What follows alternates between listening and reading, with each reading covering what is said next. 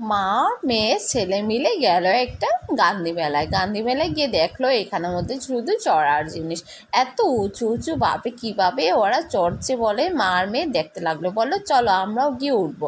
তারপরে মেয়েটা প্রণাম টনাম করে গিয়ে উঠে পড়লো। তারপরে গলার মধ্যে না পড়ার জন্য একটা বেজ দিয়ে দিল। তারপরে দেখছে যে সেফটি আছে, পড়বো না। তারপরে বাচ্চা ছেলেটি দেখতে ছিল কিন্তু ও উঠেনি।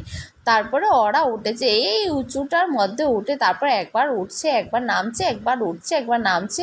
ওরা খুব এনজয় করতেছিল, বললো বা মজাই কিন্তু লাগছে। তারপরে ছেলেটা দেখতে বললো বাপরে আমি পারবো না।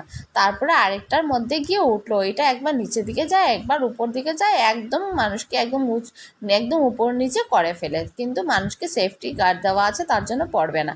তো আরেকটা চরকির মধ্যে গিয়ে উঠলো, এত স্পিডে দোলনার মধ্যে চরকি উঠতে লাগলো, তখন বাপরে এত উপর থেকে জাম মারছে। তারপরে